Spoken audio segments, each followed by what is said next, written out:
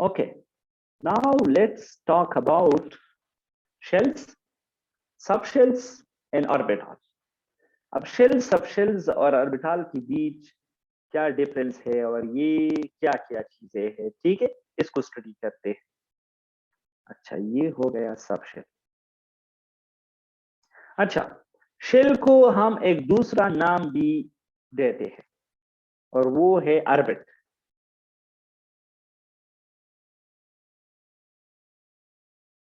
ठीक है, सब शेल को हम दूसरा नाम भी देते हैं सब ऑर्बिट, और ऑर्बिटल का नाम ऑर्बिटल। ठीक है, इसको हम ऑर्बिटल कहते हैं।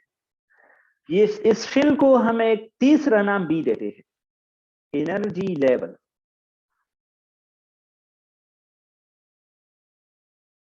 एनर्जी लेवल, सब शेल को हम सब एनर्जी लेवल का नाम भी देते हैं, सब एनर्जी लेवल, सब एनर्जी लेवल।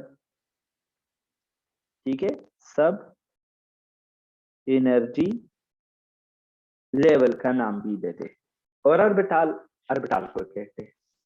अब शेल क्या है? Shell basically these are the main region, main, or we can say major region, major region around the nucleus, around the nucleus where electron reside. ये न्यूक्लियस के इर्द गिर्द major इलाके हैं, बड़े बड़े इलाके हैं, मेन इलाके हैं जहां इलेक्ट्रॉन रहते हैं, जहां पर क्या होते हैं? इलेक्ट्रॉन रहते हैं। ठीक है, अब सब शेल्स क्या है? दीज आर दे सब रीजन इनसाइड शेल। ये शेल के अंदर जगह जगह होते हैं, ये शेल के अंदर मुख्तलिफ मकामात है, वियर इलेक्ट्रॉन रिजाइड, जहां पर इलेक्ट्रॉन रहते हैं। ठीक है, और सब शेल और ऑर्बिटल क्या है? Orbital is basically the smallest region, or we can say these are the sub region in subshell। ये सब शेल के अंदर, ये सब ऑर्बिट के अंदर छोटे छोटे जगह, or smallest region, or smallest region where electron reside. ये एटम में न्यूक्लियस के इर्द गिर्द सबसे छोटे मकामात हैं, सबसे छोटी छोटी जगह है जहां पर इलेक्ट्रॉन रहते हैं, जहां पर क्या होते हैं? इलेक्ट्रॉन रहते हैं।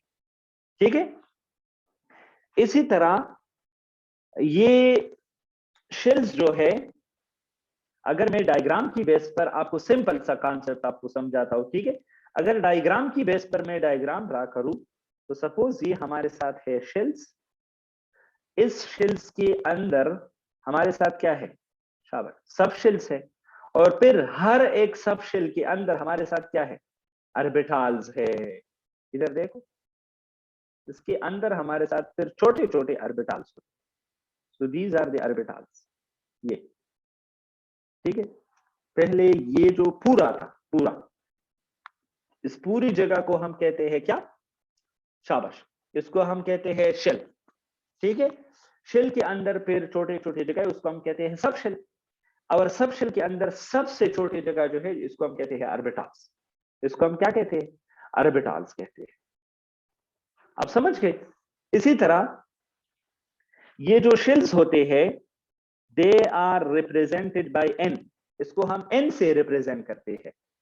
सब शेल को हम रिप्रेजेंट करते हैं एल पर, they are represented by L.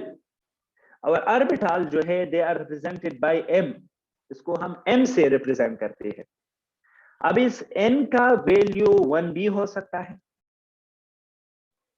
शाबाश, 2 भी हो सकता है, 3 भी हो सकता है, 4 भी हो सकता है, 5 भी हो सकता है, 6 भी हो सकता है, 7 भी हो सकता है।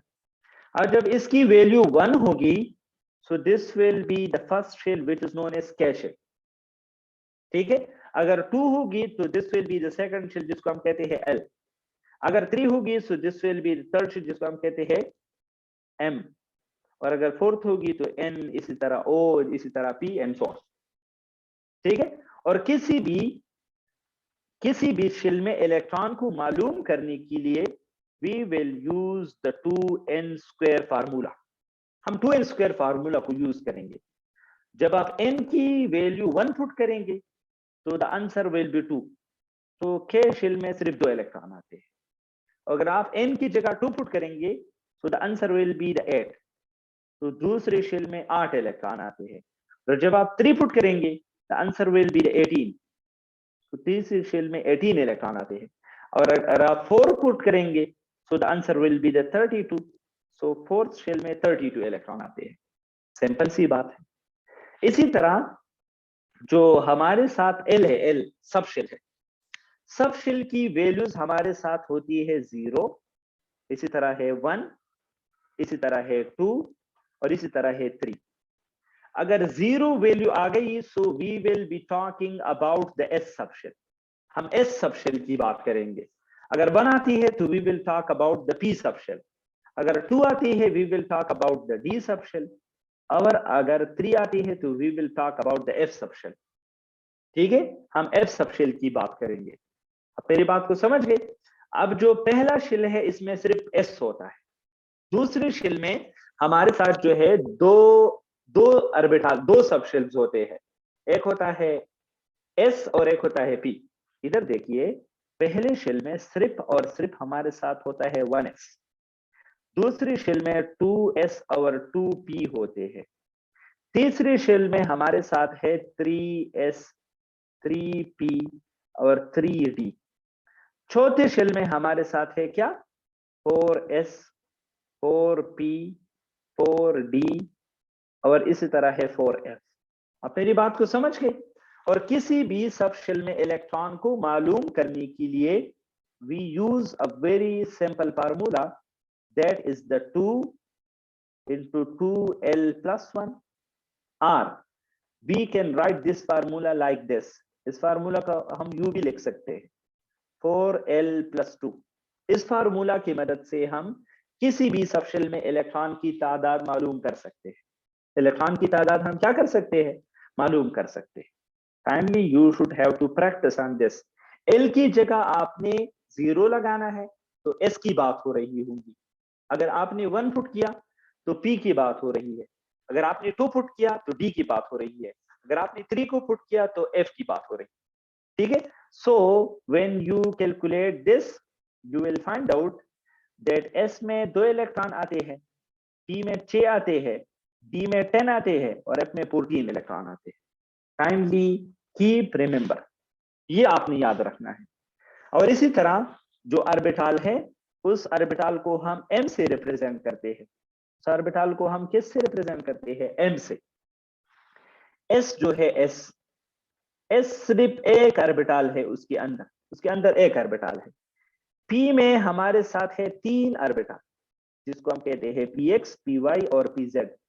d में हमारे साथ है 5 ऑर्बिटल, 1 2 3 4 5। ठीक है, ये तो मेरे ख्याल में ज्यादा हो गई। ठीक है, इसमें 5 ऑर्बिटल है।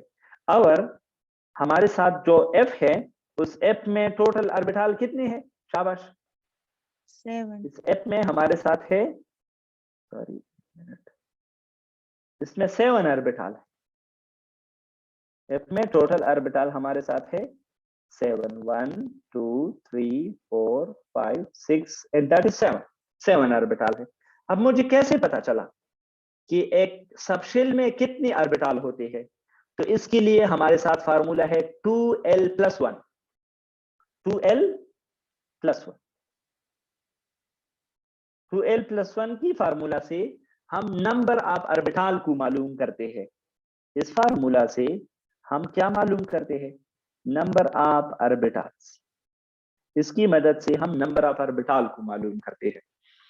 आप मेरी बात को समझ गए? ठीक है, तो और हर ऑर्बिटल में कितने इलेक्ट्रॉन आते हैं? Keep in mind, very very important point, each orbital, 2. yes exactly, each orbital has maximum of 2 electrons. 2 electron. yes, अगर s की ऑर्बिटल की बात हो रही है, अगर p की हो रही है, अगर d की हो रही है, जिसकी भी हो रही है, that will contain only, शाबाश, it will contain 2 maximum of 2 electrons. Electron. ये 2 इलेक्ट्रॉन को जो है ना वो एडजस्ट करेंगे। ठीक है, इसी तरह मैं मजीद इनके बीच डिफरेंस बताना चाहूंगा, और वो है क्या?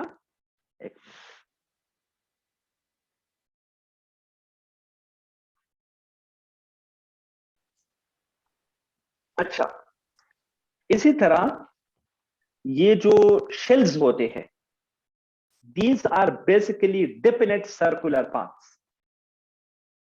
These are basically definite,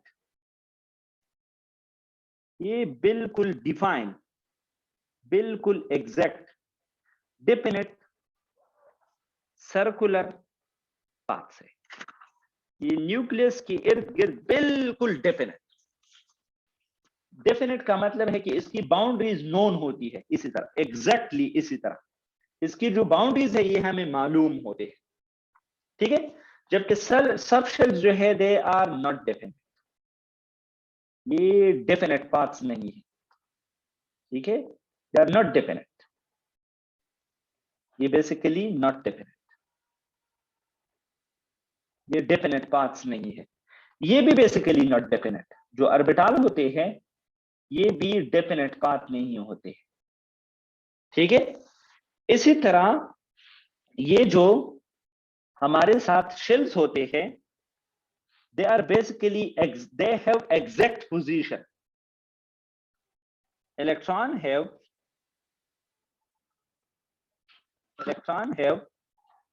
exact position।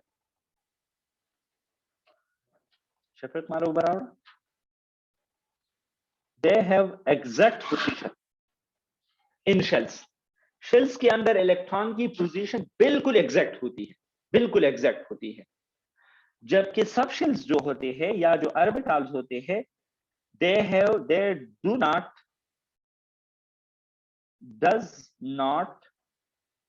does not specify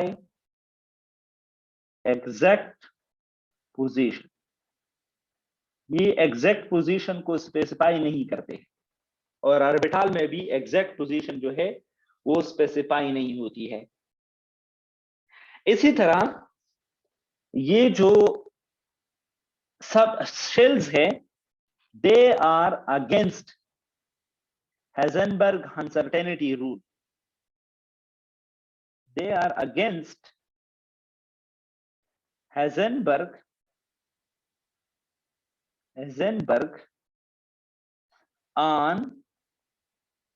uncertainty rule। इसमें जो Heisenberg uncertainty rule है, ये शेल बिल्कुल उसकी अपोजिट है। और ये जो हमारे साथ शेल्स और ऑर्बिटल है, they are according to uncertainty principle या रूल। ये जो हेजेनबर्ग की अनसर्टेनिटी रूल है, ये बिल्कुल उसके मुताबिक होते हैं। ठीक है, हेजेनबर्ग अनसर्टेनिटी रूल क्या है? हेजेनबर्ग कहता है कि इलेक्ट्रॉन की मोमेंटम और पोजीशन को आप बैक वक्त मालूम नहीं कर सकते हैं। अगर आप इलेक्ट्रॉन की पोजीशन को मालूम करना चाहते हैं तो उसकी मोमेंटम आप मालूम नहीं कर सकते। अगर आप मोमेंटम को मालूम करना चाहते हैं तो आप पोजीशन को मालूम नहीं कर सकते। कैसे? अगर आप पोजीशन को मालूम करना चाहते हैं तो आपको इलेक्ट्रॉन रोकना होगा, इलेक्ट्रॉन को आपने स्लो करना होगा, और जब इलेक्ट्रॉन स्लो हो जाता है तो इलेक्ट्रॉन की जगह मालूम हो जाती है, लेकिन इसकी मोमेंटम खत्म हो जाती है, वेलोसिटी खत्म हो जाती है। जब आप इलेक्ट्रॉन को स्लो करते हैं तो मोमेंटम खत्म हो जाता है, तो मोमेंटम मालूम करना मुश्किल हो जाता है। और जब आप मोमेंटम को मालूम करना चाहते हैं तो पोजीशन आप मालूम नहीं कर सकते, क्योंकि आप इलेक्ट्रॉन की वेलोसिटी आप बढ़ाएंगे। वैसे मोमेंटम बराबर होता है mv का, तो इलेक्ट्रॉन की मास तो बहुत कम है। तो अगर आप मोमेंटम को मालूम करना चाहते हैं तो आपको वेलोसिटी बढ़ाना होगा, और जब वेलोसिटी बढ़ती है तो पोजीशन मालूम करना मुश्किल हो जाता है, और जब आप पोजीशन को मालूम करते हैं तो आप इलेक्ट्रॉन को स्लो करेंगे, और जब इलेक्ट्रॉन स्लो हो जाता है तो मोमेंटम खत्म हो जाती है। तो this is called Heisenberg uncertainty principle. इसको हम हेज़ेनबर्ग अनसर्टेनिटी प्रिंसिपल कहते हैं। आप समझ गए? इसी तरह जो लास्ट पॉइंट है शेल, सबशेल और ऑर्बिटल्स के बारे में, वो ये है कि ये जो हमारे साथ शेल्स होते हैं, they are basically, orbital give us about, this is a two-dimensional or planar, ये explain planar motion of electron। Electron की प्लेनर मोशन को स्टडी करते हैं। प्लेन मीन, ये जो मैं आपको अभी ये जो डायग्राम बना रहा हूं, ये टू डायमेंशनल है, टू डायमेंशनल। ये जो शेल्स होते हैं they are basically two dimensional.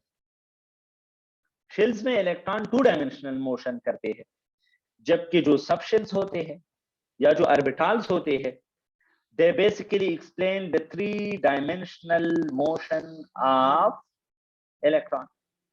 ये इलेक्ट्रॉन की थ्री डायमेंशनल मोशन को एक्सप्लेन करते हैं। आप मेरी बात को समझ गए? So these were the few major differences among the shell, subshell and orbital। आप समझ गए? अगर इसमें कोई क्वेश्चन है तो बिल्कुल आप पूछ सकते हैं।